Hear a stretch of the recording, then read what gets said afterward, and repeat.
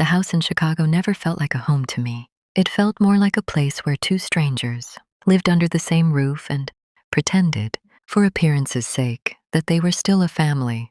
My name is Emma Collins, and for most of my life, I learned how to exist quietly between two people who had stopped seeing each other long before they stopped seeing me. My father worked in a corporate office downtown and was always busy or tired, coming home late with cold eyes that looked past everything. My mother also worked in an office, but her life was different. She smiled more outside the house than inside it, stayed out late, and seemed disconnected from us.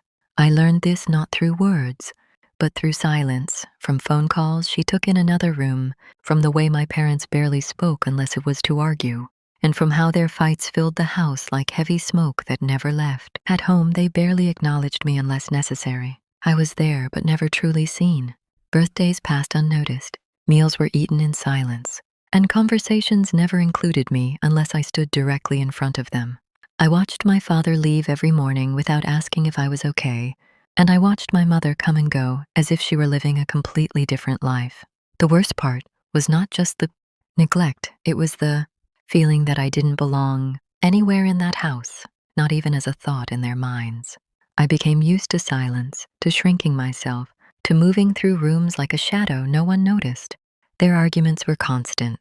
Sometimes they were quiet and sharp, sometimes loud enough to shake the walls. My father would accuse my mother of not caring about the family, and my mother would answer with cold laughter, saying he didn't even see the family he claimed to protect. One night I heard my father ask, "Do you even remember you have a daughter?" My mother replied, "You don't even see her when she's standing in front of you." That sentence stayed with me because it was true. I wasn't just ignored, I was invisible. At school, I became the quiet girl. I listened to others talk about family dinners, vacations, and attention I had never known. I smiled when I needed to, but inside, I felt separate from everyone else. I stopped expecting anything from my parents because expectation always turned into disappointment. In time, I stopped trying to be seen at all. I told myself that maybe this was just how families were, complicated, distant, broken in quiet and invisible ways. One evening I came home early and heard my mother laughing on the couch while talking on the phone. It was a bright, genuine laugh, the kind I had never heard inside our home. The moment my father walked in, her expression changed instantly, and the warmth disappeared. They switched between versions of themselves depending on who was present, but neither version included me. That was the moment I understood something painful but clear. They were no longer pretending to be a family. They had simply stopped being one. That night, I packed a small bag, not out of anger, but out of understanding. I left a note that said, "I stopped waiting for you to see me," and walked out of the house without looking back. The silence outside felt different from the silence inside. It felt like freedom instead of emptiness. For the first time, I wasn't waiting for someone to notice me. At first, no one noticed I was gone. Not that night, not the next day. When they finally called, I didn't answer. I stayed in a small rented room, working part-time and slowly adjusting to a life where I no longer had to exist around people who ignored me. When I finally spoke to my father, he sounded confused.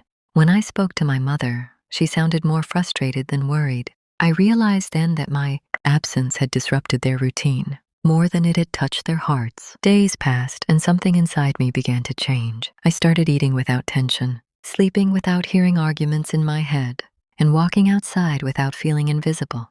I began to understand that I had spent years trying to be seen in a place where no one was truly looking. One day, my father called again, and this time his voice was quieter. He asked where I was, and I told him I was safe. After a long silence, he admitted they hadn't realized how much damage they had caused until I left. But by then, something inside me had already changed too deeply to return. I told him I wasn't coming back, not because I hated them, but because I had finally begun to exist beyond their neglect. There was a long silence on the line, not filled with anger or arguments this time, only emptiness. Months later, I heard they were living differently, perhaps reflecting, perhaps regretting, perhaps learning lessons too late. But I never returned, because my story was no longer about being noticed by them. It was about finally noticing myself. And sometimes, leaving isn't about running away, it's about refusing to disappear. But I never returned, because my story was no longer about being noticed by them. It was about finally noticing myself. And sometimes, Leaving isn't about running away, it's about refusing to disappear.